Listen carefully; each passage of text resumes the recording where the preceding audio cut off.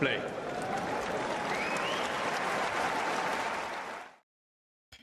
Good afternoon, good morning, good evening, whatever time it is in the world, wherever you are tuning in from. If I seem like I'm in a hurry, it's because my doorbell just rang about 10 seconds ago. So, Mario, I'll be back in 30 seconds. While I'm gone, I want you to tell us what your thoughts are on Marketa Vondrousova against Iga Swiatek. Okay. Well, now the players are entering the court, actually. I think that the Wimbledon title has been a great confidence boost for Marketa. She's playing really well, not only on the grass season, but even in Canada and right now Cincinnati. Just won that match against Coco Gauff. But overall, I think that at least in these first weeks, she is backing really well the Wimbledon title, winning especially the matches she is the favorite. She's the favorite to win. So I think that she's kind of consolidating her top 10 status.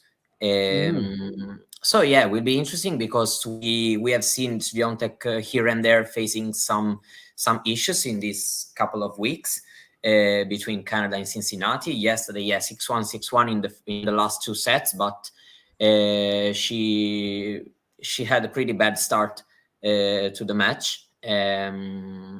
So I think that Vondrousova can have her chances to put on a good match. If you're going to ask me a prediction, I still will go with a straight sets win for Swiatek. Because even if she's facing some issues, for example, yesterday in the first set, I'm kind of feeling that she's finding back her game. But I mean, it won't be easy because, as I said, Vondrousova is kind of proving her form in these weeks since the Wimbledon title. She was in the third round last weeks, and right now in the quarterfinals in back-to-back WTA 1000 events. And so, well, I think that she's a dangerous player, that's for sure, and she's also not easy to face because of the fact she's lefty. She has some different rotations. So yeah, of course it will be a very, very difficult match. I don't know if very, very difficult, but for sure it will be very different from the yesterday's match against King Wen. Because we are talking about two super different players. So Swiatek needs to adapt to this kind of different conditions. Are you surprised that Vondrousova is continuing, some glimpses of her Wimbledon form, or did you expect her to continue like this? Well, I mean, Vondrousova has very good qualities, and that's for sure. We already saw her kind of peaking here and there sometime, at least once every season. Probably not being as much consistent, also because of some physical issues, but overall, in general, not super consistent with her level. But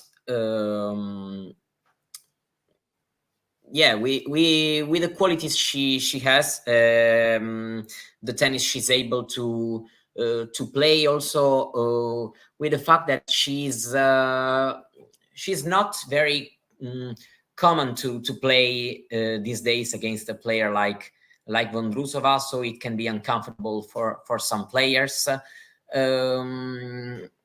I mean, I'm not expecting her to win 8-10 big titles throughout her career, to be fully honest. But I think that she has the potential to be a consistent player in this WTA tour. So Probably I'm a little bit surprised to see her already in form physically. But overall, I'm not surprised that she is playing at a high level, because I know that she can do it. I think before we talk about Swiatek and Vondrousova a little bit more as the match gets underway very shortly, I do think we need to have a quick word on the first Italian women's player since Roberto Vinci in 2013 to make the quarterfinals of the Cincinnati Open. And of course, I'm just reading this from the Opta statistic that I've managed to pull up on the screen. For those of you tuning in wondering, oh, John's knowledge of tennis has gone up. No, I can just read off a page. Tell us something about Paolini, because I'm sure there's a lot of things that certainly a lot of the casual observers won't know much about her. Yeah, Paolini, probably the player I know the most among all the WTA players, because I've been able to be in close contact to her since the last 3-4 years. What to say? She's born as a clay court player, but she's finding herself very dangerous on these hard courts in North America, because she's able to get the ball early and to yesterday Rybakina had some issues and retired from the match, and that has to be said. But overall, I think that she is able to play at a high rhythm, which can be sometimes uncomfortable for players who are not 100% ready that day. Also, her forehand has improved a lot. She now needs less time to hit her shots well, and that's why she's improving a lot, even on these fast hard courts. And I think the match is going to be very entertaining, because we have Paolini on that side, which is kind of a surprise, and also I think that she's able also to is quite entertaining at times to watch. And on the other side, we have Coco Gauff, which is probably the player who has stepped up her level the most, considering the first part of the season. Right now, she's playing really, really well. She has won a lot of matches consistently throughout Washington, in Canada, right now in Cincinnati too. So I think that this will be very, very difficult, of course, for Paolini, but it can be an interesting match, at least considering how the rallies are going to turn out. And I think that in some parts of the match can be entertaining. She, in her ranking, is going high really, really well. Paolini was in the third round also in Canada. I mean, she's up there, and I think that it's she's a player, I think, that can be entertaining if you get to know her well, because she's also able sometimes to play some kind of fast tennis, even with her height. She reminds me, even if the shots are really different, but she reminds me physically a little bit of Cibulkova, even if Cibulkova was an amazing player. Was still at another level, but that kind of tennis I was enjoying to watch. She reminds me at times a little bit about her.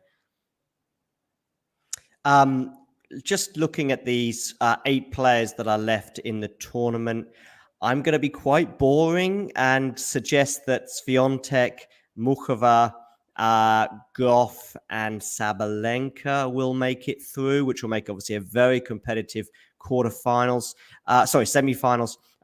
What do you think? Am I being a bit boring? Can you surprise me with an upset, maybe Paolini against Gauff, or perhaps Puskova? No, I'm being even more boring probably, and saying to you that the most uncertain one seems to be the Jabeur-Sabalenka one, because the win Jabeur grabbed against Kalinina can give her confidence to play a good match against Sabalenka. Actually, I think that the matchup is also a bit difficult for Sabalenka from a tactical point of view, because when Jabeur plays well, she's able to make Sabalenka hit the ball in a lot of uncomfortable positions.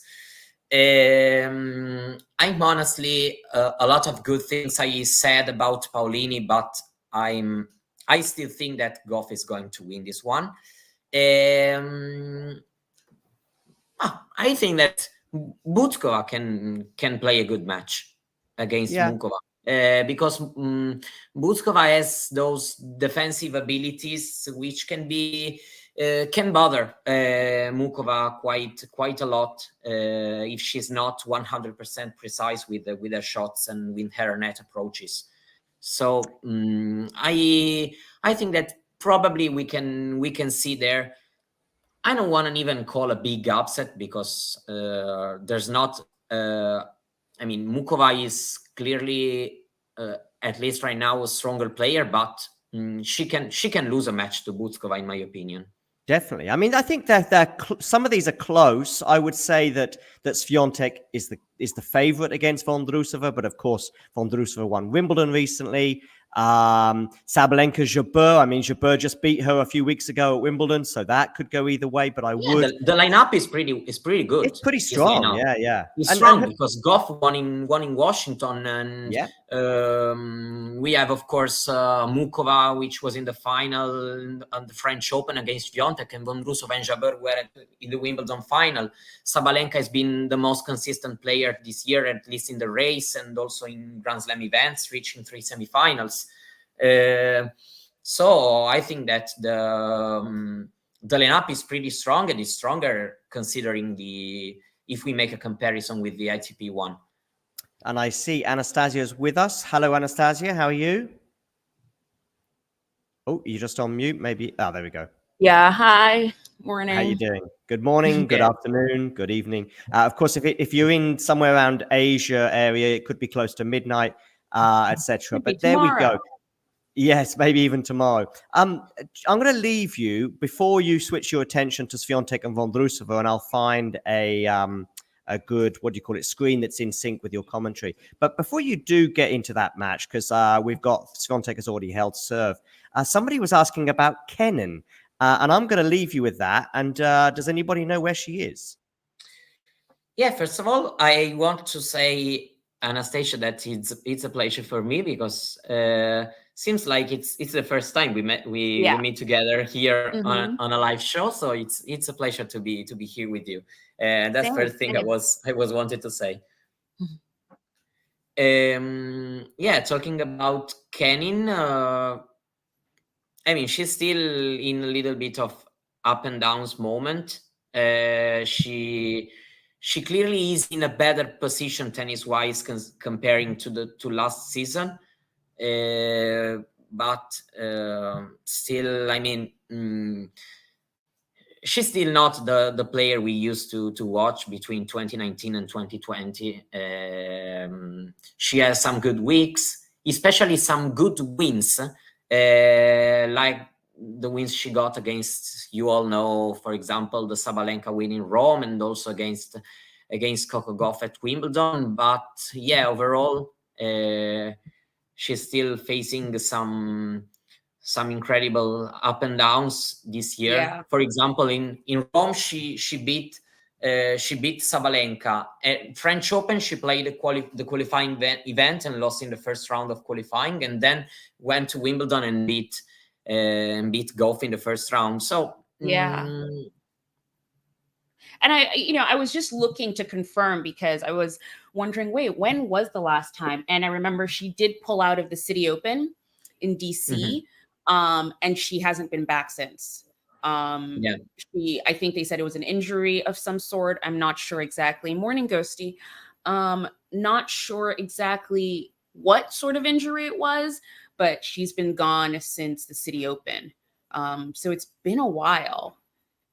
Yeah, considering on the US Open. this is going to be a good part of the season for her, because playing in the US, no real reason for her to make a schedule with no tournaments in this week. So of course she's not gonna be at 100%, and let's see for US Open what's her situation is going to be. And it's funny that the fans, of course, are asking a lot, because when she plays well, she is entertaining to watch. Great. With she plays great with opening the angles.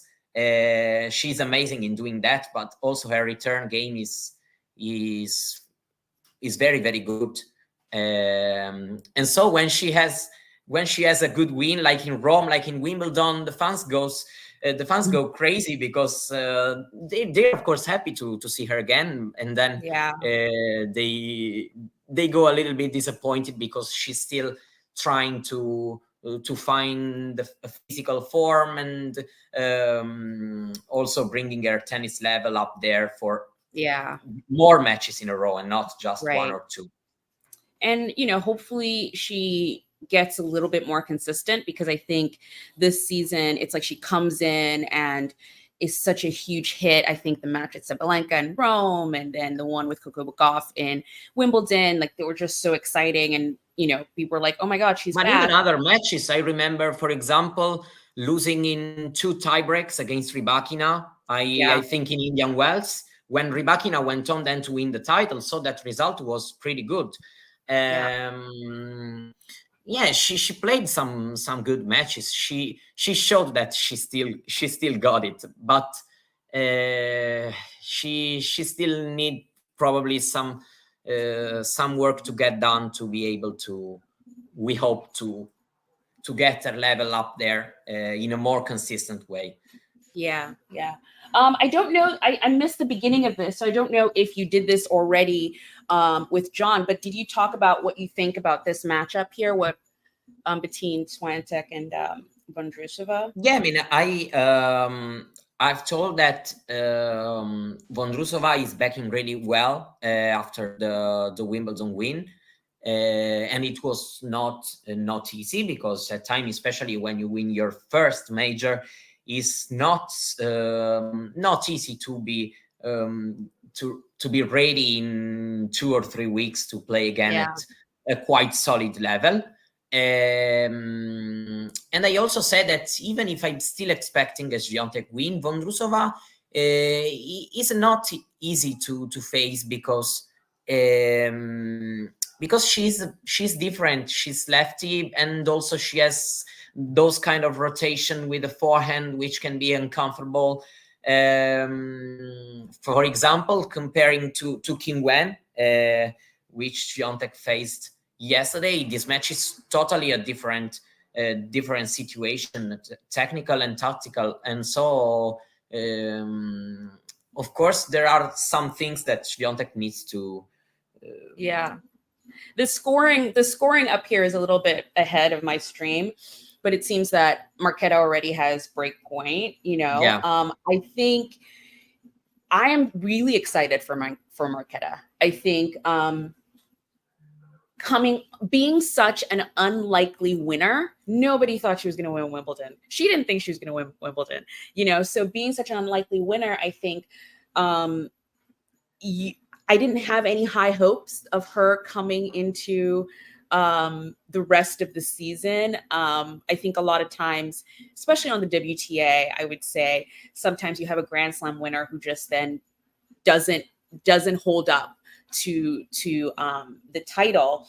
But it's been nice to see her play really well right after.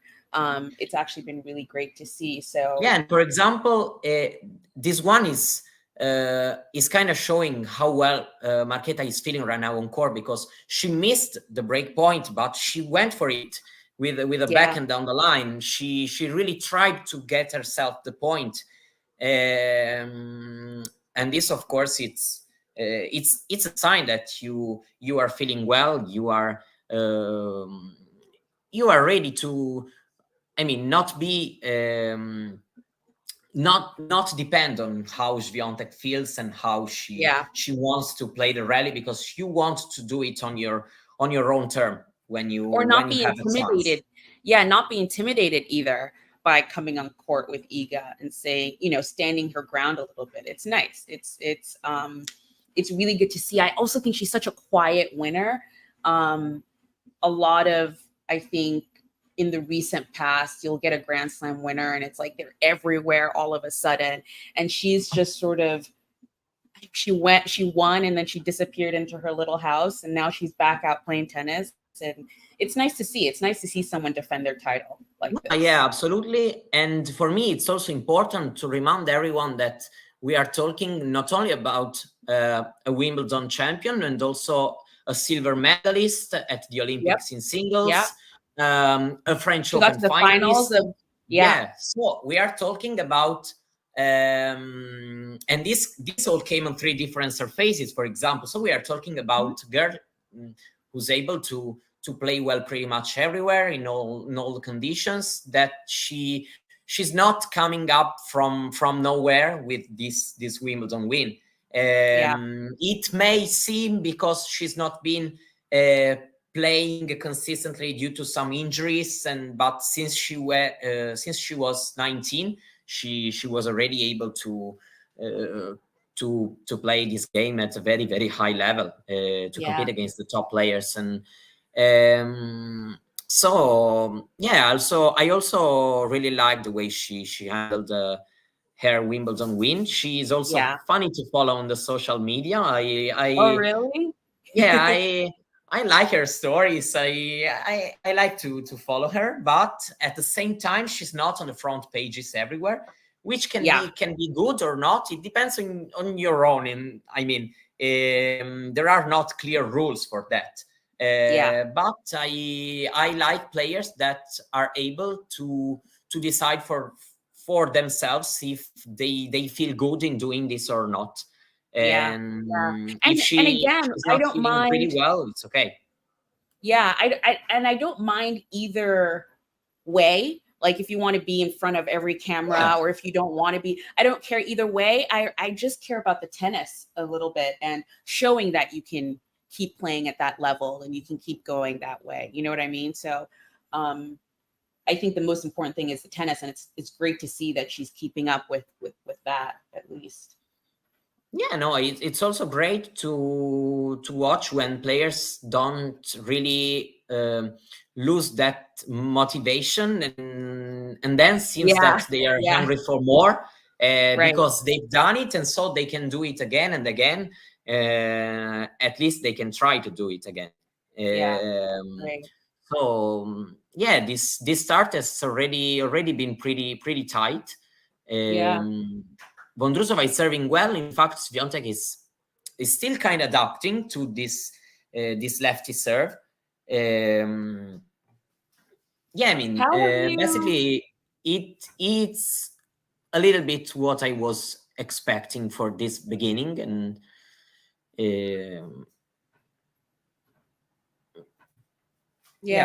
what I was just gonna, sorry, I'm just reading Ghosty's quote. Unfortunately, I don't follow either Marketa or Mariah Sakkari on social media, so I'm not sure whose game's better, Ghosty, in that realm.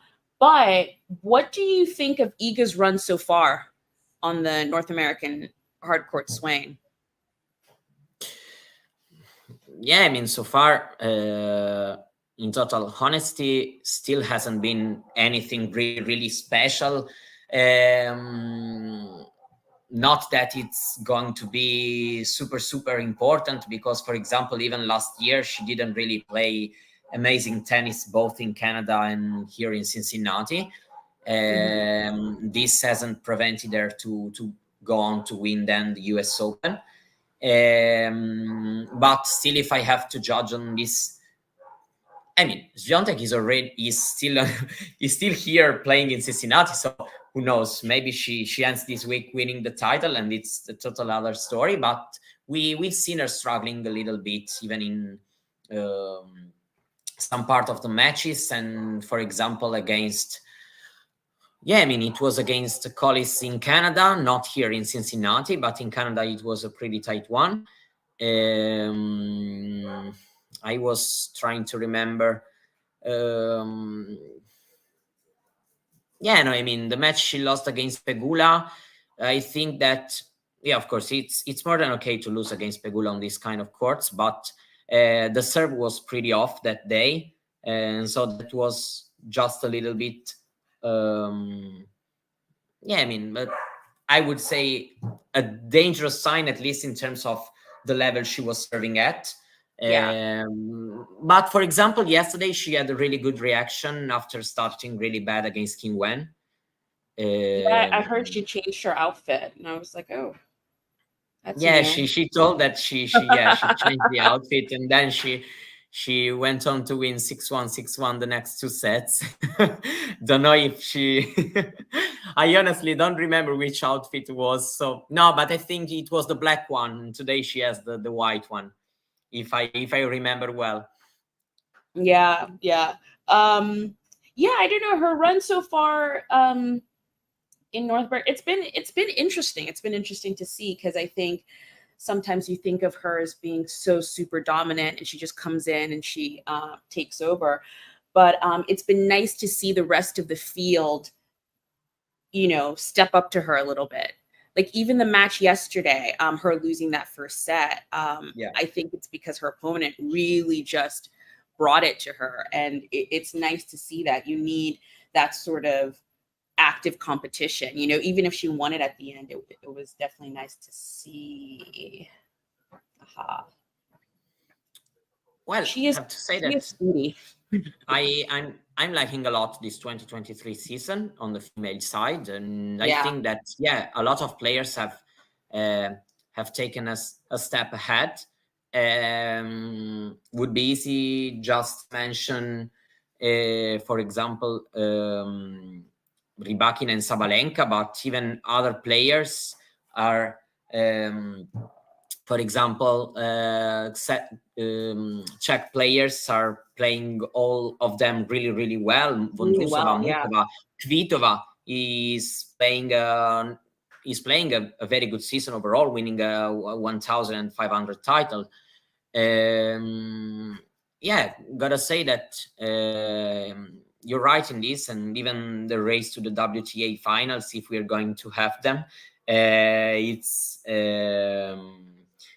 it's pretty exciting, because there are a lot of players also, for example, from 5th to 12th, 13th spot in the race, that are fighting really hard to grab points here and there in the best tournaments. So I think it's a season with a high level of tennis so far. We've seen a lot of good matches, even in Grand Slams, the Australian Open finals, but also in the French Open, both the semifinals and the final.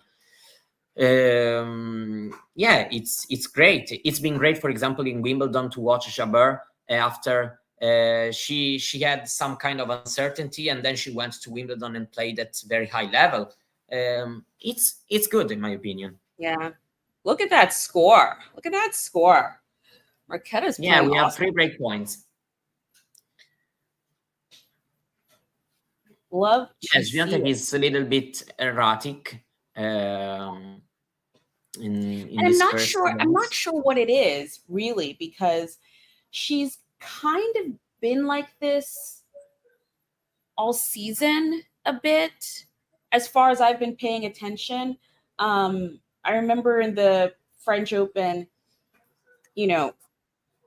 sorry to all who might think differently, but her draw was fantastic for her. I feel like her early matches were, like giveaways where she could have just, done whatever. But as she starts to get a little bit of competition, and as she gets like someone coming at her, I think her first reaction seems to be a slight panic, and then she reels it back in. And I'm not sure what it is. Maybe, like we said earlier, maybe just having a lot of the girls this year really bring the game to her is maybe a little different than she's used to, where last season she just dominated and she just flew through the year. Yeah, you're right. She has also sometimes struggled to close out some matches. For example, I remember that she got injured against Rybakina in Rome, but she had a clear opportunity to win in straight sets before the injury. Yeah, I mean, of course, last year was a total domination of the tour. For example, she still has time to do it, but it's a bit weird to think that, for example, she won 4 WTA 1000 titles in the first part of last season, and this year still hasn't got one. And here goes the break with a forehand mistake. There we go. Interesting. I mean, also, what do you think of her recent? I mean, I think she's been a little bit more outspoken of a few things like the scheduling and what was the late night matches and things like that. It's nice to see her sort of speak out of that, about all those things. I think yesterday it was sort of about like social media and, people commenting on her losses or her, be it erraticness, as Ghosty wants to bring up. But it's good to speak your mind as long as you do it in the right way. So I am okay with it, and I think that people sometimes judge too much. I just think that you cannot cheer for a player on court because you prefer other girls. You don't really like, I don't know, her game, or probably you don't vibe with her personality. But I don't think that there's something really bad in raising your voice if you have an issue. It's weird. I think that she faced probably a little bit too much criticism about her personality, because sometimes you see some people kind of say that she's not really I don't know, she lacks a little bit of that personality, but then when she speaks out, you feel that there is another group of people that is not really happy with her saying some kind of things. I mean, tennis has some issues, so we don't need to avoid it. And I'm okay with players fighting to improve their conditions. And this is not only for them, this is not only a show, but it's also an everyday job. So it's their job. Of course, it's important to think about the fans, but I can also understand that sometimes they can have some needs to get satisfied. You know what it is too? I think, and I listened to her statement yesterday on the whole social media thing, and she's so well spoken, and she said it in such a calm, rational way. And I remember thinking, she's so rational against something that's completely irrational. Like, I see some of these comments on social media and I'm like, that makes no sense. And I almost want to just advise, it's not everyone's going to like you, and not everyone is going to think about things in a rational way. I did like that she did bring it up and say it, but at the same time, I just want her to brush it off and, just be Iga, because she's not going to be everyone's favorite. She's not my favorite. I wouldn't say that Iga is my favorite player, but I respect her status and, the way she plays and how well, and she's been number one now forever. So it's kind of an irrational thing to then go be like, oh, I don't like her personality. Well, what's your personality? No, I agree with you on that. I mean, I also think that her her way of being, it's also being why she's already been so successful on the tour, because focused. she's always, you can see she's always so focused on her goal, on playing the next point and the next point again. And also, for example, I don't know, all the lopsided scores are also a consequence of that, because she's always set on what she's doing and what she has to do next and how she's going to play the next point. So I respect this way of treating, of making her job, because she does it really well. And so I cannot really say anything about that, as long as she's respectful towards other people, as she's been, I guess.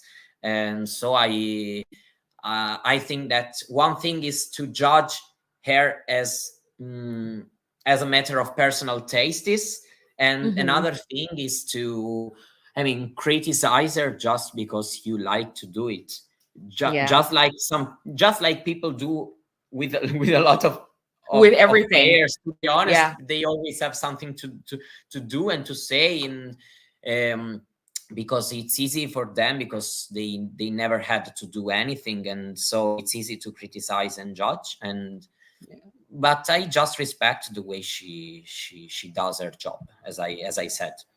Yeah, I just noticed something. Vondrousova, it was really funny. A guy in the audience had his badge out, and the sun was reflecting in just such a way that it was blinding her a little bit. That was interesting. I'm like, at least the weather is good today in Cincinnati. Yeah, fortunately, because if not, would have really been difficult. Already we saw how difficult it is for the players to play back-to-back 1 week Masters or WTA 1000 events. And so if the weather helps, it's better for them. That's for sure. Yeah. It's so funny. I was listening to the tennis podcast this morning, as I was getting ready, and they were talking about, because, if we want to look at the men's side of things, or even the women's side, there've been a few withdrawals. There's been a few people stepping away from Cincinnati, and there was this conversation, like a thought that, because of the 1 week Masters, it's so much tennis, there's no break in between. Are players getting more used to the 2 week Masters, where they have a day off, they can rest, they can recover? I mean, of course, it's easier from that point of view. Yeah. For example, you win Indian Wells, and then you have 5 days off in terms of not having to play any match. Yeah.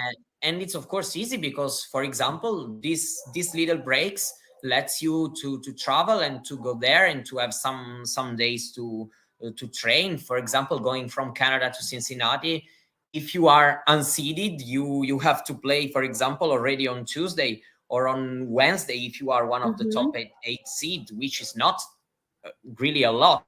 If you, for example, especially who played in Montreal, had the pretty busy weekend with the weather.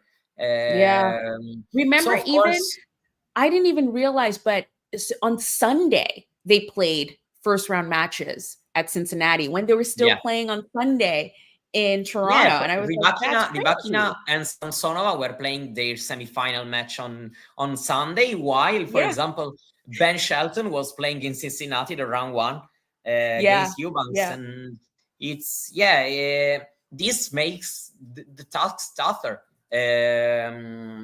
Going on to, for example, win back-to-back these two Masters, or even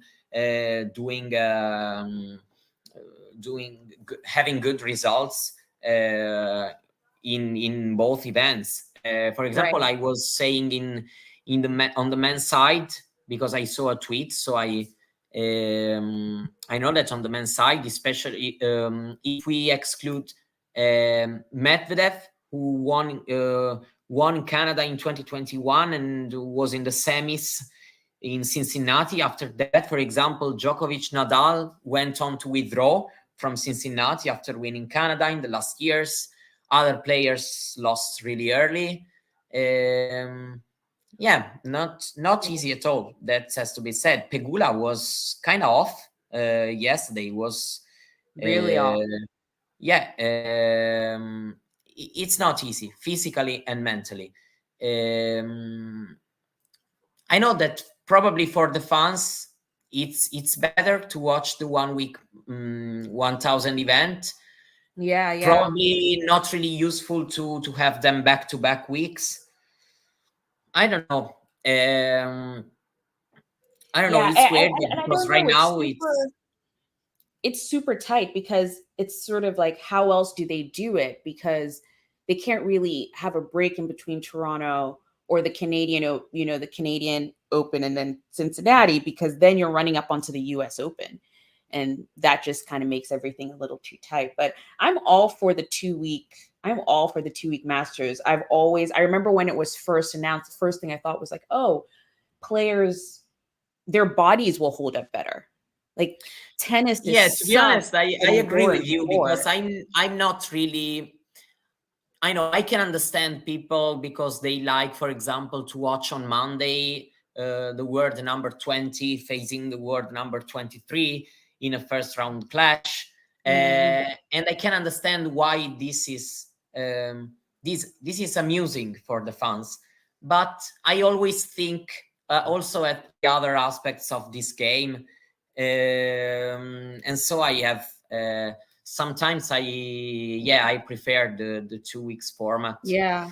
Because Um, you want a full field that's healthy at a yeah, slam, exactly. And That's if what. they're all getting And injured they're all getting injured in Cincinnati. Like, you got to make it to New York, if anything. No shade on yeah, Cincinnati. Yeah, but yeah. Ghosty was saying something in the comments right now as we were yeah. um, Yeah, talking. he mentioned the thing about Serena skipping Indian Wells, and I think that was definitely something a little different. But it is an interesting point: is if do players just say, you know what, I want to keep my body healthy for the U.S. Open? Do I just skip one of these 1000s? And Yeah, I mean, I can understand what he's saying because the fact that speaking out sometimes is not enough. You have to speak out, and then I don't know, maybe for example, I'm against playing the back-to-back 1000 events on yeah. 1 week. I choose one of them and don't play the other one. Hmm.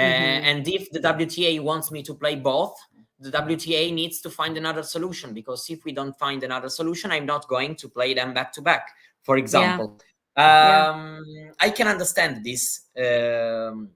Yeah, I mean, the Serena fact was something else and even more strong and powerful in terms of the impact. I made a stupid example, but just to I think that I got what he was meaning. Yeah. I still think that still to speak is something. Sometimes it's not enough, but at least at least someone is saying something about the issues.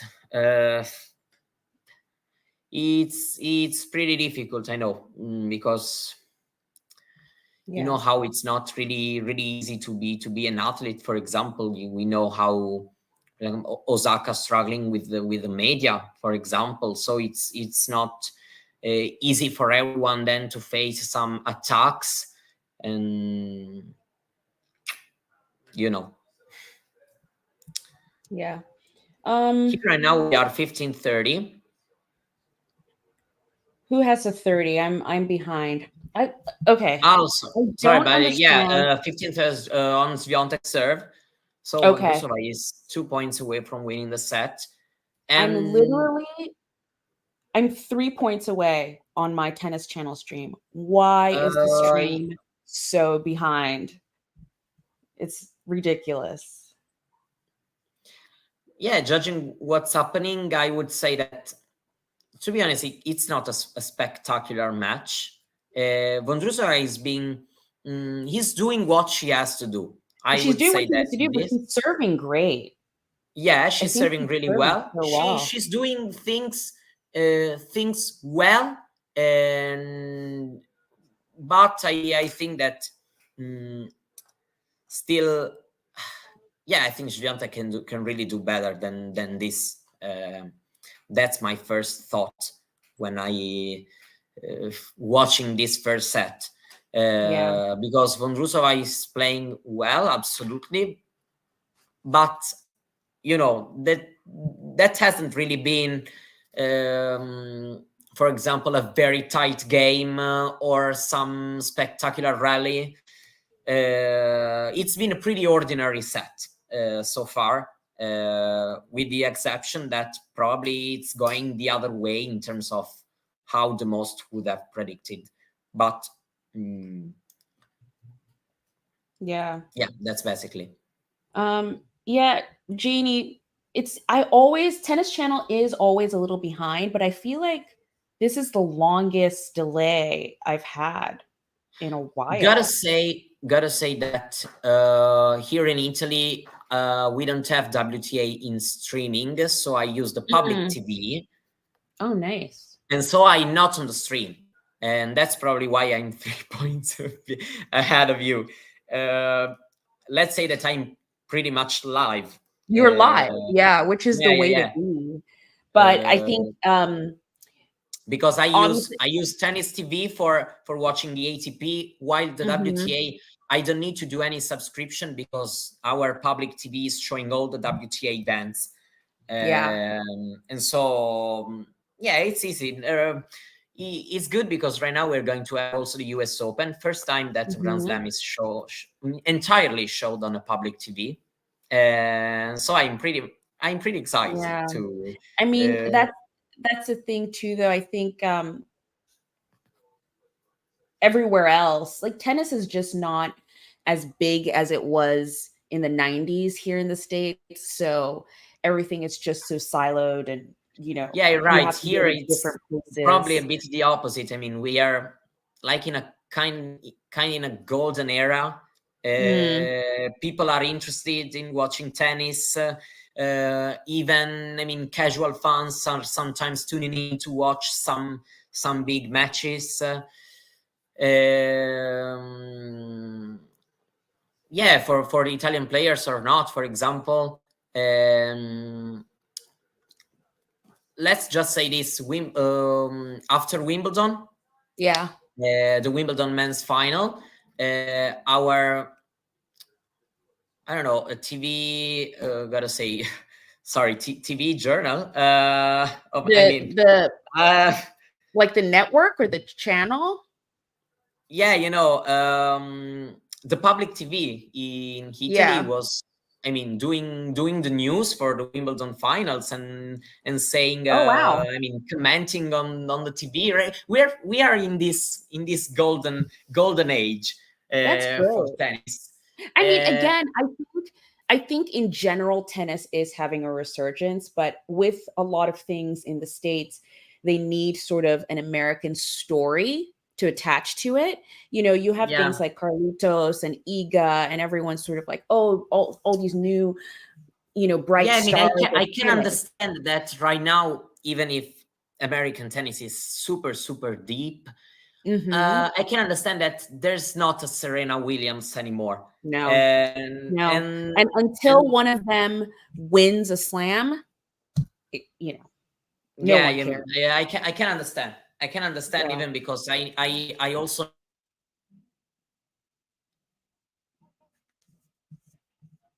it's some footballer, then these tennis players. That's it. I mean,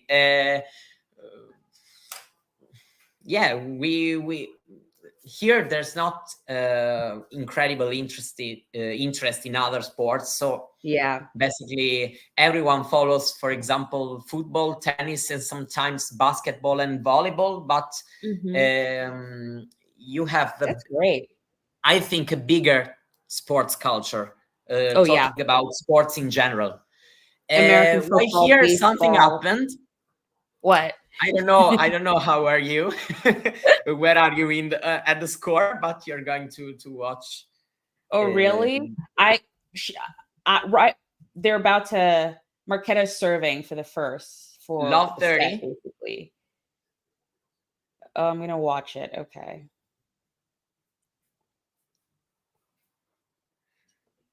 Where does it happen? At Love 30?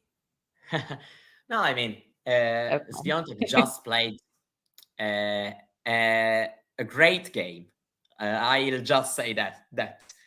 So Okay. yeah, I mean, she has broken to love, and so here we are, 5 games all. That's, for example, a great thing about Swiatek.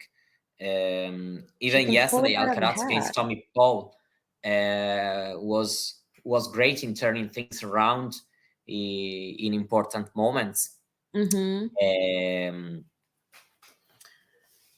Yeah, I mean, with Swiatek, one thing that I like about there is that you are really never safe. She's able to put a click, even if, I don't know, one lucky net, one good return, and then she turns it on. Yeah. And she suddenly plays at a higher level. So you really never feel safe. Even You if, can't. I mean, I was just saying that, yeah, one break, but Swiatek hasn't really done anything right now, and suddenly she plays a very, very important game. Yeah. When it counts. But I see something in the comment here about not understanding why elite athletes, female, is not into tennis in America, which they are played the most. And there's been this sort of, at least I engaged in a little bit of a storyline in on Twitter about why people in general, or why commenters or whoever, the governing bodies of tennis, don't promote tennis as just the game of tennis versus the people.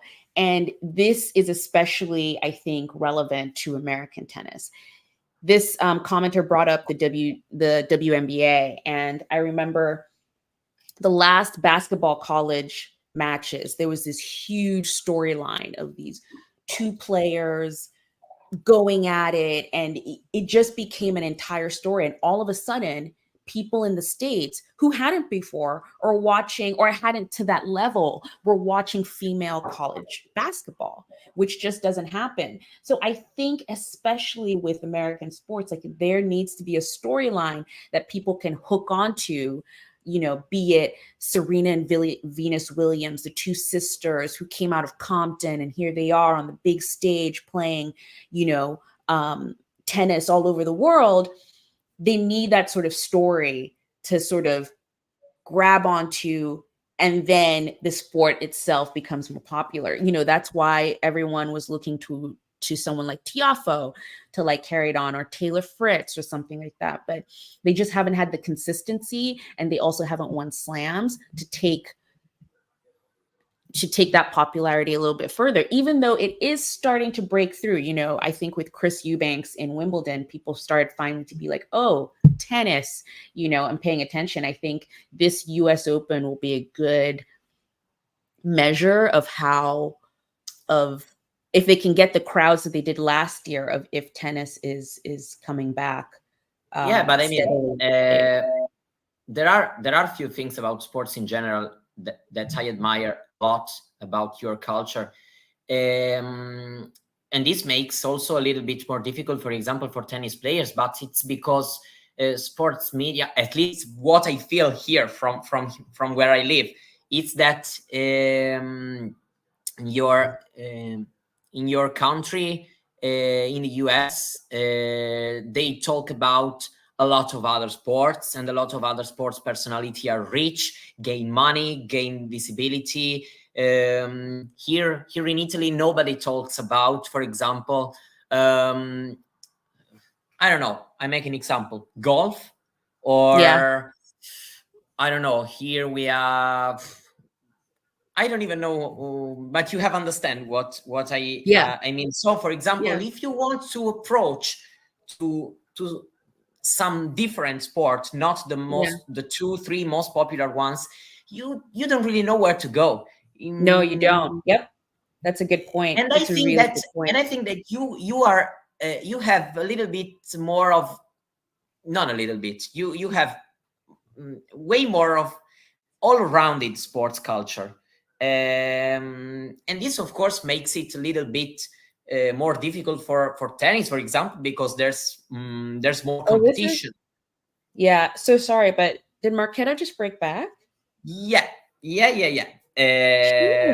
She is fantastic, this Marketa. Yeah, I mean, mentally, that's mentally she's really taking a step ahead in this moment, because I mean, sometimes in a situation like that, you can expect, I don't know, Swiatek holds to love and goes, and no, I mean, Swiatek's still not perfect, but Vondrousova is playing really well her game, and she's staying there point after point.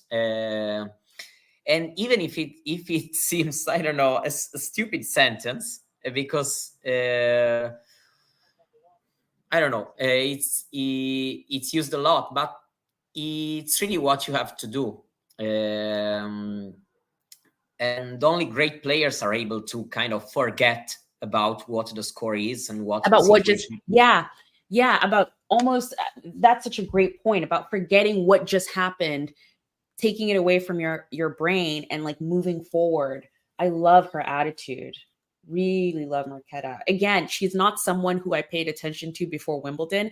For me, the whole story of Wimbledon was on, so that's who I was going for. And to see Marketa come through the draw, and I did actually, for some reason, I watched her through Wimbledon. She was just always playing other players that I wanted to watch. And then she just kept getting through, and she got to the finals, and I was like, this is Ons to win. And she does it. So it's, I mean, she had, I love a disruptor. She had the 2 grass court WTA wins before this season. And suddenly she got 9, 7 of which in a row at Wimbledon, going on to win the title, and to beat actually players who are, I mean, great on grass. For example, Jabeur, nothing to say about her grass game. Her results speak for herself. And now Vondrousova has just hit a double fault. And so, and so it happens. Tennis. Yeah, exactly. As we talk, something happens, and here we are in a tiebreak. There we go.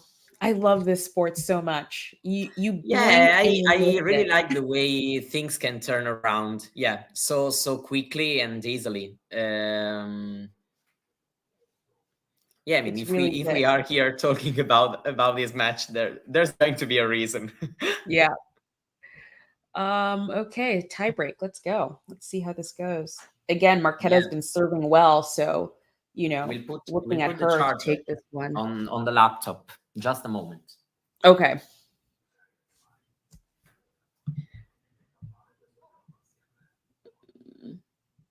Oh, hey, Miles. Miles in the chat.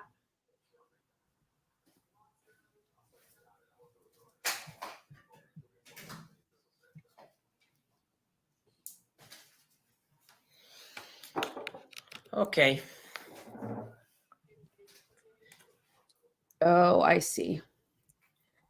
I just see Ghosty and Miles talking about women's tennis and in the States. And yes, it's always actually quite interesting to watch the WTA around the world and how sparse their crowds are that come to watch them. But I think mostly because of the Williams sisters, the WTA has never had an American problem. Like, when I started watching tennis, I started with the WTA. I started watching the Williams sisters. They're the ones who got me into tennis. And then I found other players that I started to follow and pay attention to. It wasn't until much later that I started watching ATP matches, and when Andy Roddick was around, and I was like, oh, I'll maybe watch one or two, but it wasn't until later that I had the complete flip and kind of stopped watching WTA and moved on to the ATP. But the WTA is how I got into tennis. It's never really been a problem here. I really don't like people who are always there to make comparisons, because as a guy who loves this game, I don't really have a preference, because for me it's the same game, the same sport, different. Yeah. I mean, sometimes difference in terms of tactical differences for some players and some, but for me it's nice to watch tennis in general. Yeah. And even if I faced some adversities, some criticism on Twitter here and there for this, I always say that the prize money thing for me is important, because it's not just I always watch this also as a job, and not just I don't know. It's also important to bring the fans into the game and to create story, drama. But I mean, people always come saying to me, yeah, but then women has to play best of 5 and Grand Slams. And the point is, but the point is not there. No, this point is wrong, because Grand Slams are basically the events in which they are the same. Yeah, as the men's. So if I'm talking about the Washington event, nobody's playing best of 5. No. So I mean, there's not that much difference. And for me, it's also the media game, because a sport becomes more popular. If we want to do it, they for me, they have the potential to keep up with the men. I don't know. I have this opinion. I strongly think this. Yeah, I don't. Sorry, I just got distracted by the tennis. Yeah, I don't know. I've never understood the whole it's different because they don't play best of 3. I mean, it's the same sport. Everyone's playing the same thing. Then I'm asking to you, would Iga Swiatek refuse to play a best of 5 match at Wimbledon? I don't think so. I don't think she would refuse. Yeah, I don't think she would refuse. The only player I've really ever heard not agree with the whole 5 sets, I think Vika had something to say recently where she was like, it's silly to play best of 5 or whatever it is. Either way, I think my whole thing right now, because I'm coming from a media perspective, I just don't understand. I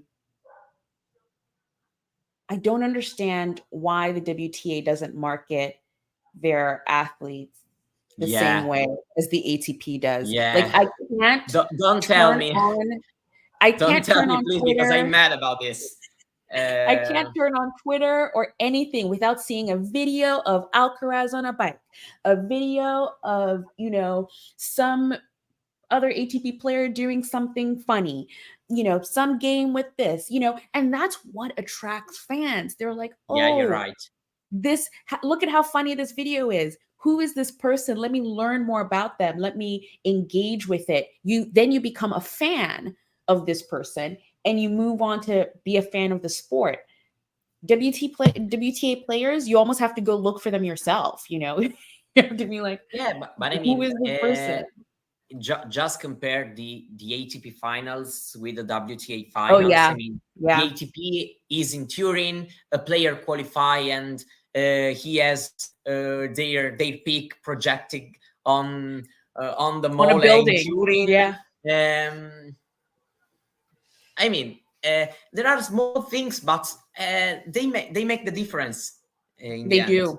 They really do make the difference in this in the sport. It's like, again, the scoring is ahead of me, but it looks like Iga's about to take Yeah, this. Iga right now is in charge. She played a very good tiebreak. She is playing a really good tiebreak because the tiebreak hasn't ended yet. Maybe will now, yeah, because Vondrousova played a really poor drop shot. And Yeah, she did one earlier on also in the match that was just, I mean, great attempt. Like, it's nice to try these things, but it was out. Yeah, so Vondrousova served twice for this first set, didn't have a set point, but in the end, Swiatek was trailing basically for all the time, but then she played the great tiebreak and took the set. I mean, we aren't really surprised. Vondrousova, I think that I don't think that I don't think that she choked this set. I think that she still did. Yeah, I think that she still did what she had to do to play at a good level.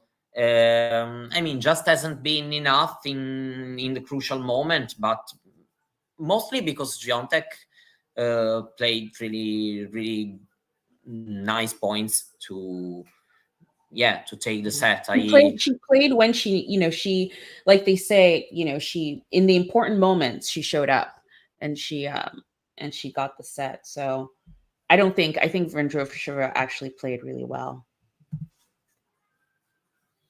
Just Iga's good. She is good. What does the chat say? What does the chat say? Boop, boop, boop. Do, do, do, do, do. Yeah, I mean, we make a big conversation to start. Yeah. Make the season 10 months. Interesting.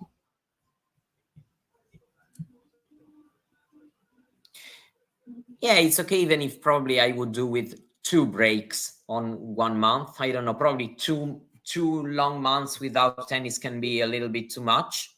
Probably. Yeah. I don't know.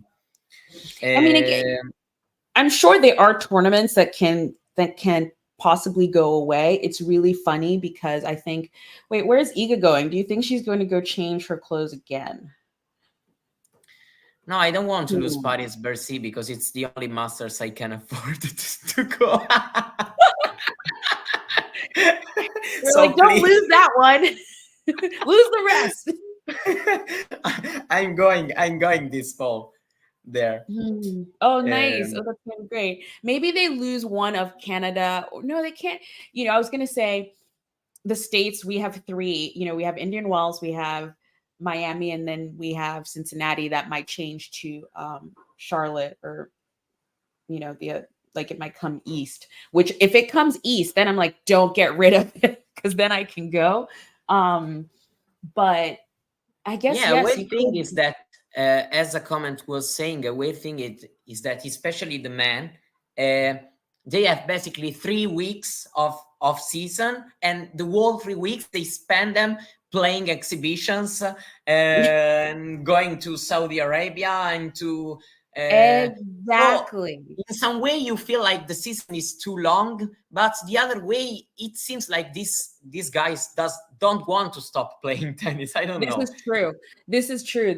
It's kind of the problem I think that Taylor Fritz and and Andre Rublev have. They play everything. And you're like, you don't have to play everything, especially when it comes to the 250s and the 5. You don't have to play everything. You can actually. Yeah, even because, I mean, 250s are also a big opportunity for lower ranked players. So yeah, I think that we can't make the same speech for 250s and 1000 events are 2 really different things. Yeah, but if Taylor Fritz is playing all the 250s, then the 500s, the 1000s, and the slams, he's playing them all, So it's kind of, I think he there is the level, and then you say, then when the season's over during the off season, they're playing exhibitions. So it's it is a lot of tennis, but you can also sort of manage your own schedule. That's correct in a way. Yeah, no, But you're yeah. not I going mean, to drop that's Miami, also okay. John. We're not dropping Uh, Miami. No. Can't drop the for tournaments that I example, can go to. as we were saying, even if a lot of fans criticize this, Yeah. but I feel that the 2 weeks format of the Masters and 1,000 events goes in favor of the physical part of the game, because if you want to do, for example, the Sunshine Double and you are one of the top 32 seeds, you have to play 12 matches in 28 days. Yeah. You have some days off between one tournament and the other one. So you have to find balance, of course. Now we are watching, for example, back-to-back Canada Cincinnati. It's super difficult, because basically you have no time off. I found this. I think that players prefers to have small breaks more often than a very long break all in once. Because Yeah. I feel that in tennis it's important, even, I don't know, The 10 days momentum. to take a little break and to reset mentally and a little bit physically, in order to be fresh for the next events. For example, I can understand then, as the, I don't know, going into 34, 33, 36, basically, I don't know, Djokovic canceled Canada from its season, because he wants one more week to prepare the hardcourts and going directly into the States. I don't know. Nadal at times did the opposite. For example, he went to Canada, was pretty successful there, and then decided to not going to Cincinnati the week after. I don't know. For me, it's basically these two events is really difficult, because they are back to back 2 weeks. Two 1,000 events in 2 weeks is pretty much having to play quarterfinals, semifinals, and the final on Friday, Saturday, and Sunday, and then traveling to Cincinnati to do the same. It's difficult. Yeah. Back to back. Well, they're back on court, and Iga has break points already. Then, I mean, it also depends. For example, I am a bit sick. I will watch the Cincinnati final, even if it's, I don't know. No, I don't want to make names because it's disrespectful. But I will watch it anyway, so I don't really care if the world number 3 is not going. But I can understand that for fans it's important. So I can get the speech John is making on the comments. Yeah, exactly. Damien against you. Yeah, I would watch anyway. but I can understand that for the fans. I went to the DC final, because you're right. I went to the DC final in the City Open, and it was Dan Evans and why am I forgetting his name now? Greedsport. And yes, it was rained out or whatever, but the crowds came there for Coco, who played first. And then it kind of died down a little bit. There were still people there because, hey, you paid money to see 2 matches. You might as well stay. Yeah, of course. But there were definitely people who were like, who's Dan Evans? And I love Dan Evans, but he's not sort of the player that everyone knows. Of course. You know? That's for sure. I mean, it also then depends on the match. For example, speaking about the ATP still, I have great memories of 2022 Canadian Open. I still have memories that the matches were great, even if the players who weren't, I don't know, there wasn't Djokovic against Nadal in the final, for example. We had Carreño Busta, Urkac, Dan Evans, and it was, the final was great, and even the semi-final between Carreño and Evans was amazing. I can understand that, of course, you have to collect the fans before the match and not after. Yeah. Not after. It's difficult, but I think that money does the rule. Money do the rule. So so that's the rule of life. Money wins all the time. So, if they decide that it's going to be a tournament because there's some money at stake, they're going to make no one's out here, putting on tournaments for the love of tennis. Nobody's doing that. I'm so sorry. No, I agree. No. So Iga's broken in the first game, so she's coming out firing. Maybe this is her new thing, bathroom break, and she comes back firing. She didn't change this time, though. Yeah, I mean, I feel her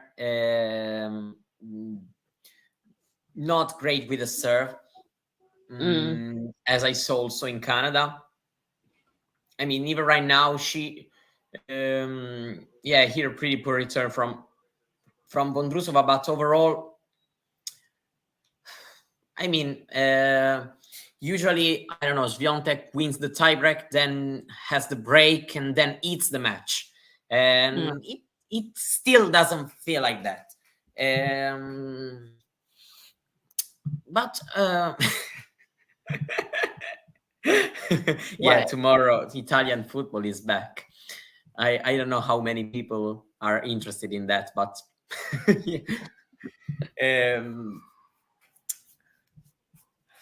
well, let's say this rally, because it's going pretty long, but Vondrousova has missed the backhand. Yeah, I mean, I felt that the quality of the matches is pretty poor in this couple of weeks. I don't know.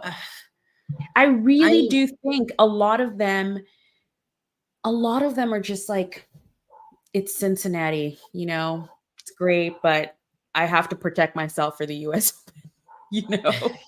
I have to protect myself for the US Open. That's for sure. But, sometimes the heat of the battle, and I don't know. I still can't remember a memorable match from these events. Probably Washington. The only thing, the female, the WTA Washington was a very good tournament. That was as great. I can remember. I mean, the whole sort of Alcaraz, Tommy Paul rivalry situation has been fun to watch so far. Now it's all like, do they meet each other at US Open? So there've been moments of stuff, but in general, it was nice to see Sinner finally win a 1000, sure. But in general, it has just been okay. Cool. I just think they're all just warming up for the US Open and trying to protect their bodies for that.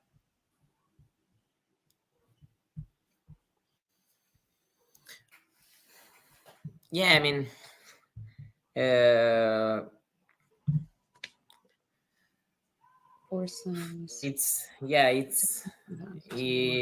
a bit difficult to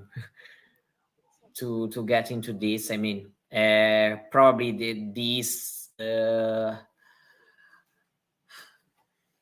don't know, after Wimbledon, probably 2 1000 events are quite a lot before the US Open. I don't know. Yeah, back to back is tough. And I don't actually know what they're going to do when they become 2-week events.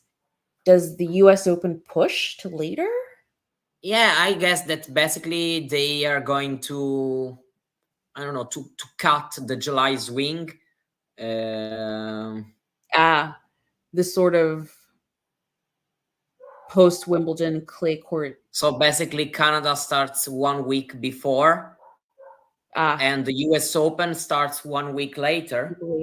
I think that this is the most reasonable option to that. Yeah.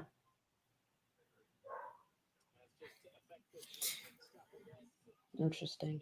Okay. I'll be back. Yeah.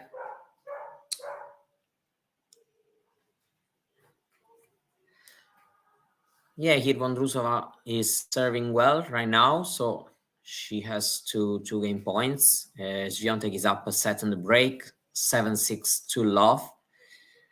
Yeah, we have talked about a lot about this philosophical question about the tennis season.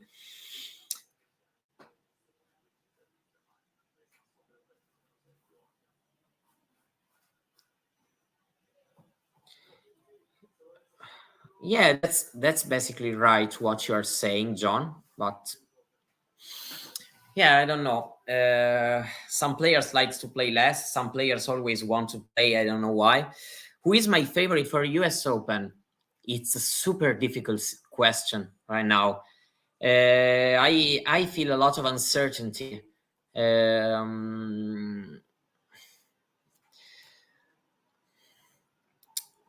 Let's say that usually Swiatek is able to find a way to win matches, even to win ugly sometimes. And so probably this puts her in my thoughts as the number one favorite. Rybakina, I am a little bit uncertain about her physical situation because we are watching her struggling a bit these weeks. I mean, Sabalenka has always been consistent in the last 52 weeks, as she has been a semi-finalist in all the last 4 Grand Slam events. So I think that right now the ranking is pretty much the ranking right now makes a really good pick of the situation, in my opinion. So I think that I'm going there because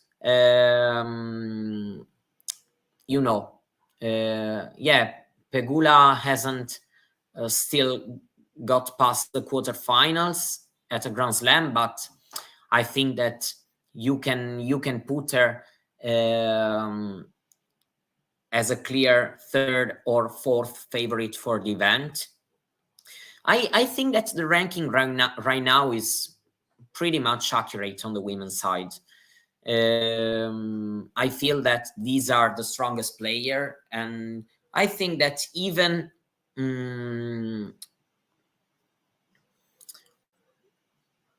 even the order, I think that is pretty accurate right now. So I think that my power ranking is pretty much the same as the WTA ranking. Cool. Does Pegula have a chance? Yes, she does.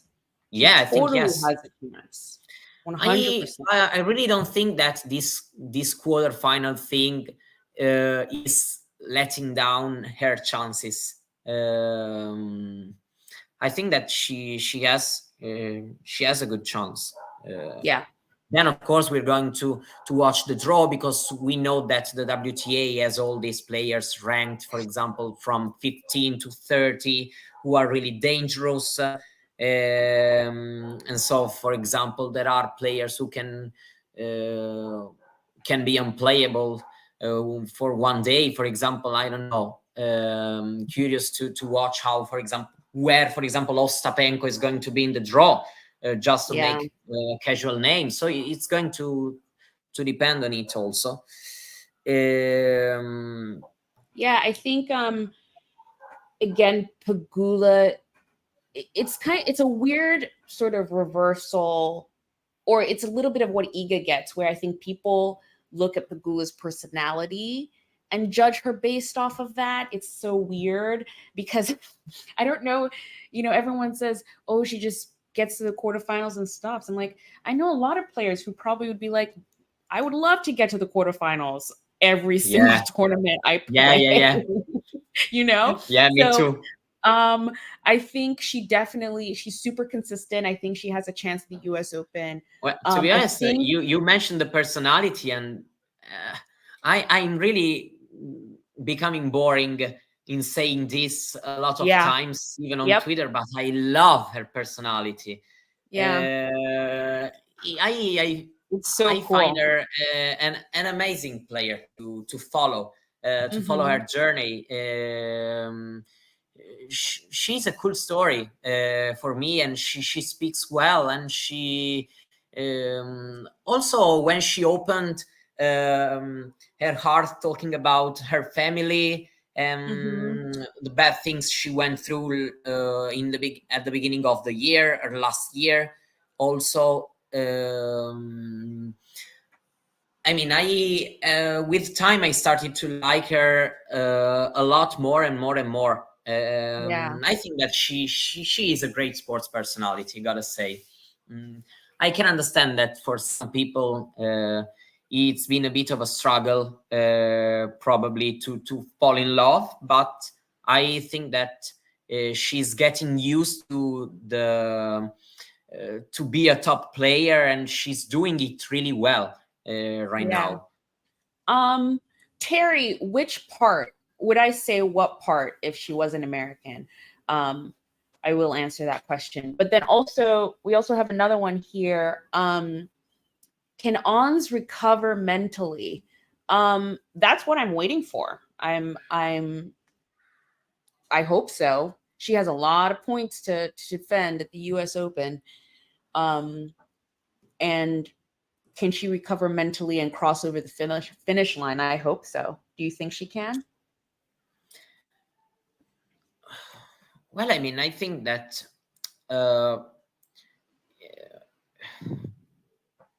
she, of course, for me, she has a good mindset when it comes to work to be ready for the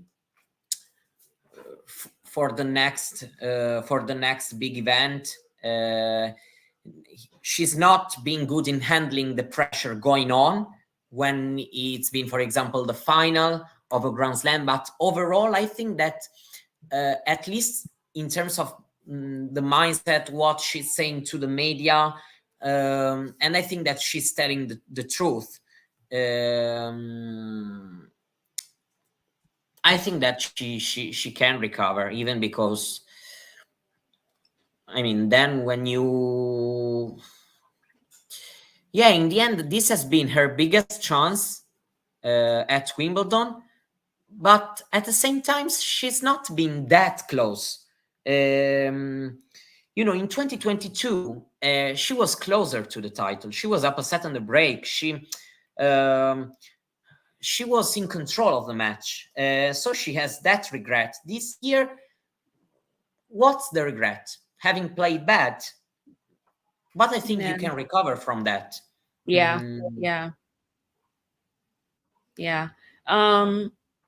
Marketa did have a break point. Now she doesn't any.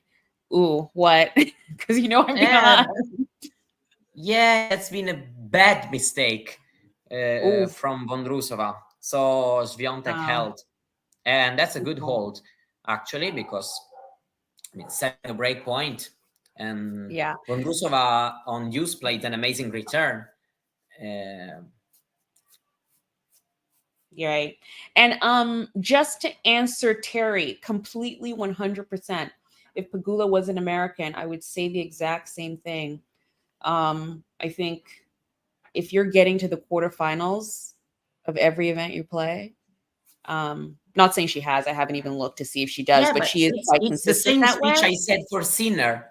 last Good week. player. When you get there a lot of times, then you're going to have a chance. And she had her chances, and she did it. She did it twice. For example, if we're talking to the 1,000 events.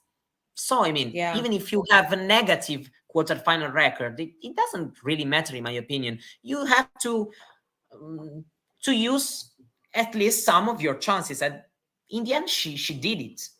Now she has to do it this step on a Grand Slam, because of course she has the quality to be in a Grand Slam semifinal, of course. And so I'm waiting for this, but I'm not really worried, because I've always watched her playing her game, playing her tennis, do the things she was to do in order to try to win. And I think if you're constantly putting yourself in the position, that means you're constantly giving yourself opportunities to cross that finish line and to win title. And once you're playing Swiatek, once you're playing a surprise player, and you are the favorite going in, sometimes you are not, and you have a lot of chances, and some chances are better than other, and who knows? And then you get the titles. Pegula doing this at her age, it's also, I always find these things a little bit inspiring, because you're not winning everything at 22, 23, 24, and then you are 28, 29, and you start winning the biggest title of your careers, because you have worked the right way. Yeah. And that's the thing too. She definitely was a slow burn. She just didn't come on the scene and was Carlos Alcaraz. She was a slow burn and worked her way through it. And Iga with the break points to have a second break in this, but she's in control of this point. I'm 30-40.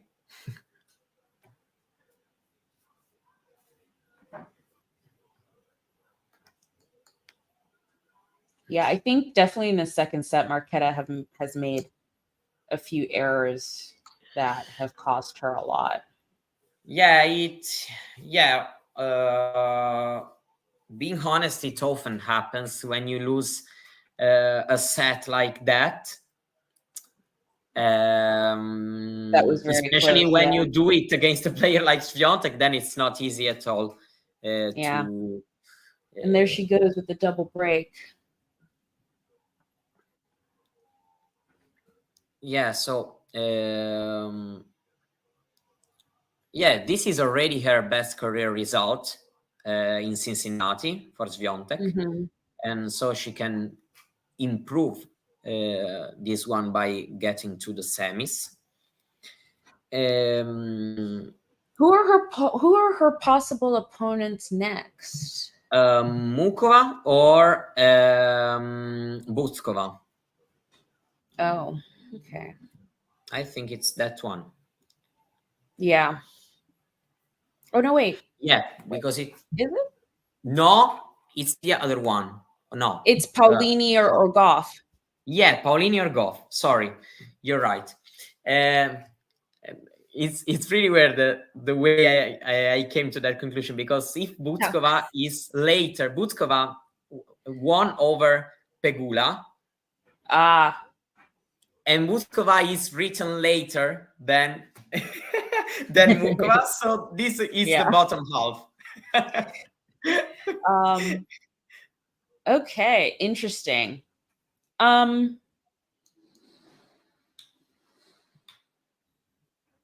I mean, I would love to see Iga and Coco Gauff again. See how she's improved that matchup. In which do you think she has struggled the most against Swiatek? Talking about Coco. In terms of, you mean either surface or her game?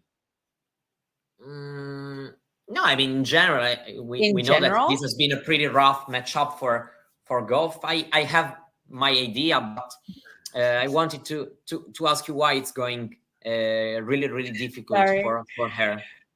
Sorry, I think John is trying to cause chaos he's trying to cause conflict in the chat. And I didn't say I was going against the Italian. I just said it would be nice to see Iga and Coco. That's all I said.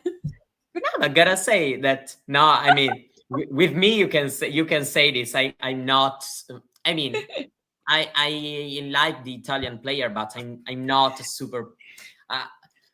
Attached. I don't really care that much. I'm happy for them if it happens, but yeah, I was already a little bit projected to Iga and Coco facing in the semis. There we go. See, John, I wasn't the only one. Probably, I don't know. My thought was that Goff always needed more time to play well with her baseline shots, and Swiatek was making her rush a lot. And probably that was the reason why it's not only a matter of being love 6 in the head-to-head, but also never being close to winning.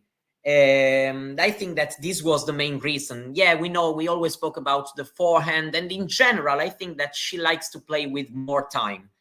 While Swiatek always does everything so fast, and there's always a rush, even when she's serving, and the is taking sorely the ball. It's always so fast, everything, and this has made her suffer a lot. Looking at it from something a little bit more different, where Marketa does need a break, but I do think Coco, especially watching her play in DC, I think she's a player that needs to feel good to play well.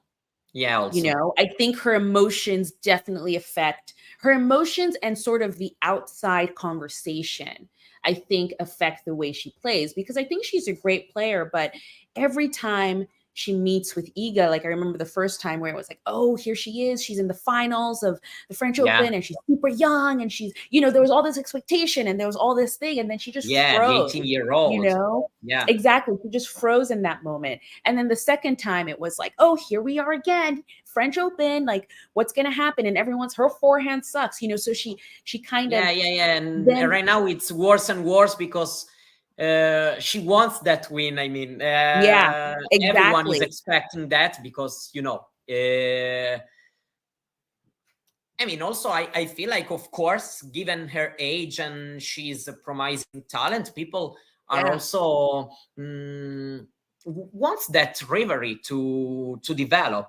That Swiatek Goff rivalry. Right. For example, here it is.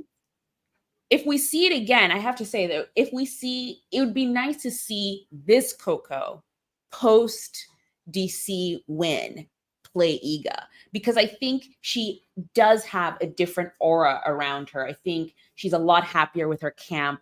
She's a lot more looser and happy on court. She now has a new twirl. I think it would be interesting to see this version of Coco play Iga. Yeah. I agree. And also I would say that, talking about, for example, Grand Slams, I think that the US Open environment, I mean, last year Coco played really well at the US Open. I remember, for example, the night match against Zhang Shuai. That was a great one. And Zhang was in great form. In that period, it was a very good match. Yeah, I can understand what you say when you are talking about the environment. I agree. I was always focusing only on a technical aspect, but you came with a very good point. Yeah, I just think that's a thing with Coco. She's still.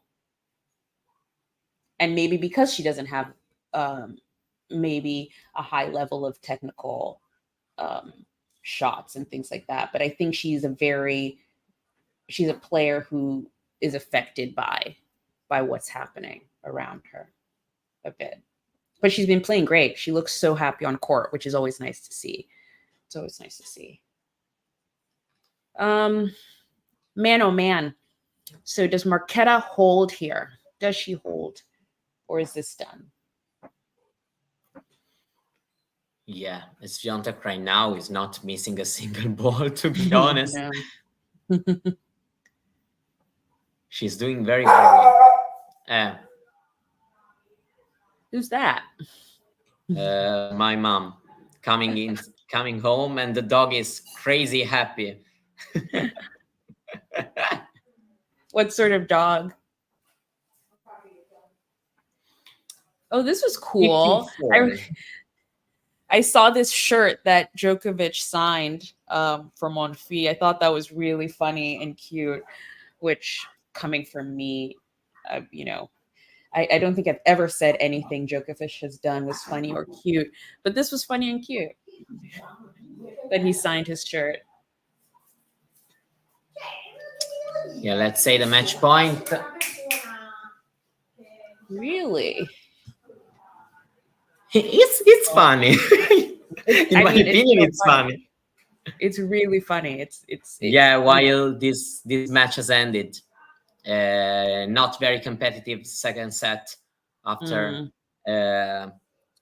very tight first set, and so Iga Swiatek is complaining. Why? I don't know. Why is she complaining with the umpire? Maybe there's some spectators. She's indicated someone. But after the match? Yeah, it's a bit weird. Or someone has said something. I don't know. Yeah, but it's a bit weird because, you know, the match is over. Bye-bye, everyone. It's like, we're done here.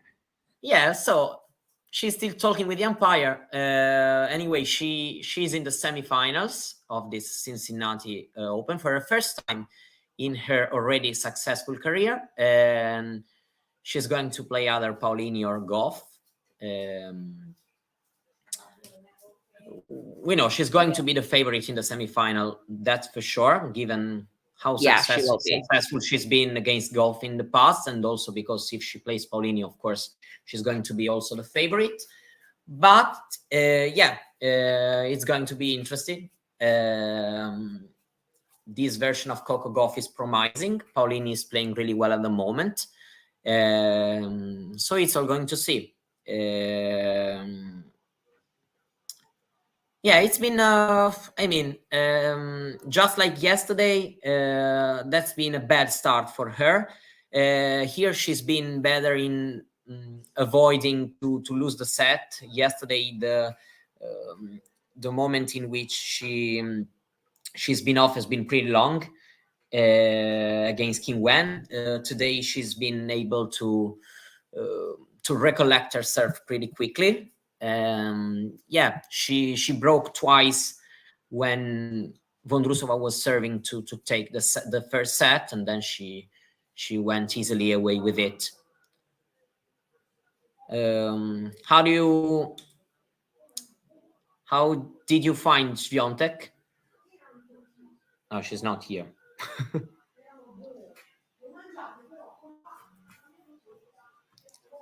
Yeah, by the way, my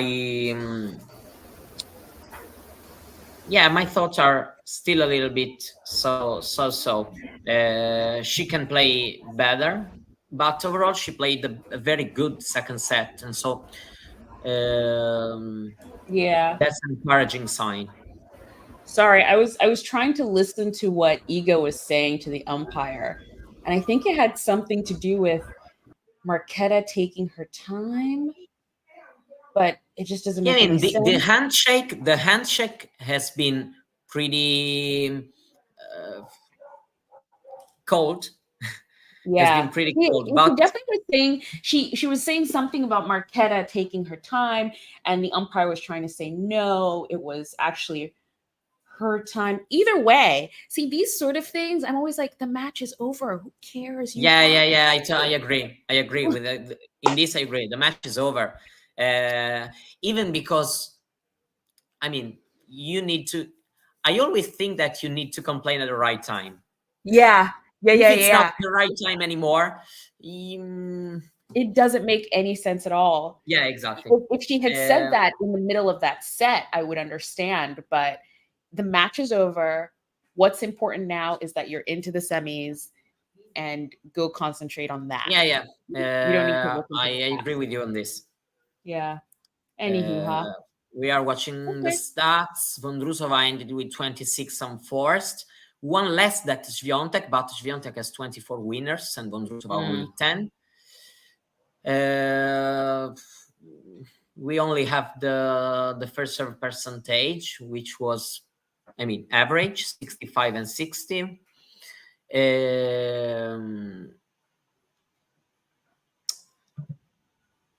Yeah. So now we're going just to wait to discover who's going to be her opponent in the semis. What match is next? On the center, we are going Popirin against Turkac, if I'm not wrong. Okay, Turkac having a great moment in these. Wow. It's been a great match against Tsitsipas.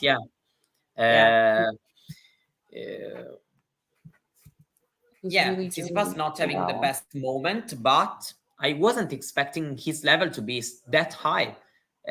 She was comfortable. He was comfortable. He was hitting, so well.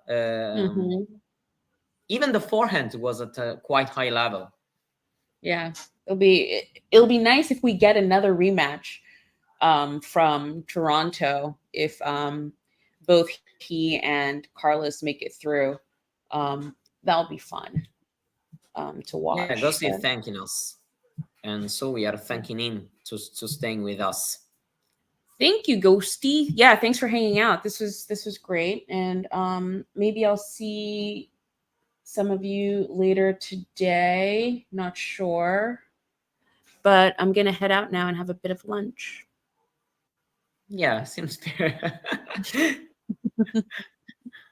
I will have dinner in a bit. No, I mean it's still early for us. We do this at like 9 p.m. Not before. Not before 9 p.m. Not before 9 dinner. Not before 9 p.m. Yeah, fortunately, no rain delays for the dinner. So yeah. Okay. Well, this was fun, Mario. Yeah, I'm looking forward to do this again. Yeah, totally. Okay, I'm gonna head out. Bye, chat. And remember to subscribe. Apparently 60% of you have not been, so get on it. Yeah, please. And like. Bye, everyone. Thank you. Bye. If you enjoyed this video, make sure you hit that like button. Don't forget to subscribe and click that notification bell so you don't miss out on all things tennis.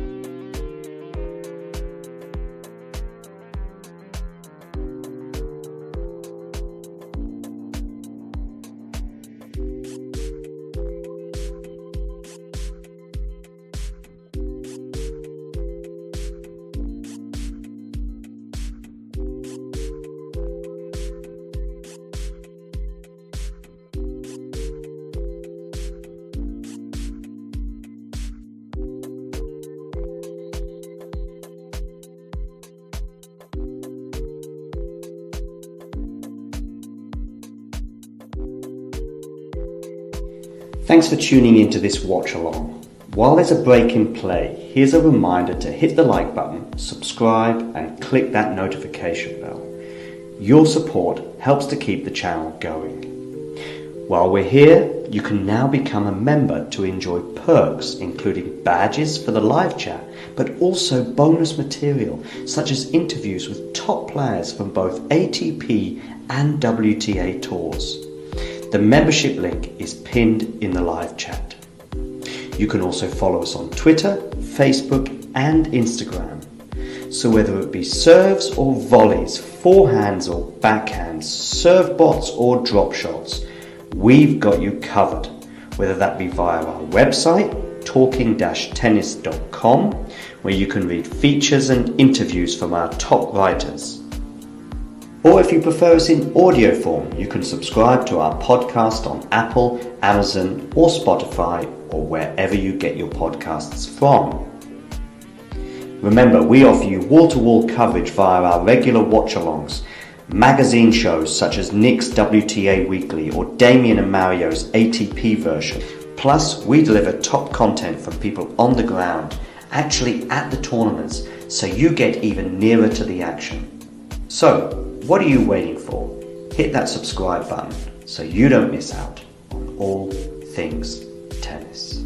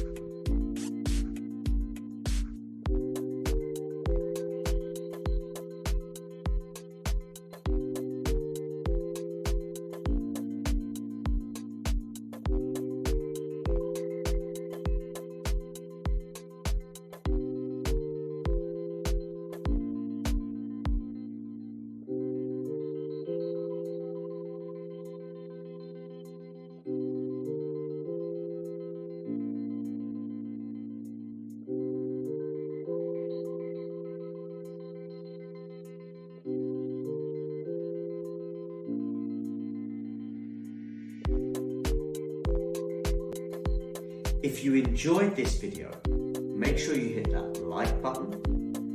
Don't forget to subscribe and click that notification bell so you don't miss out on all things tennis.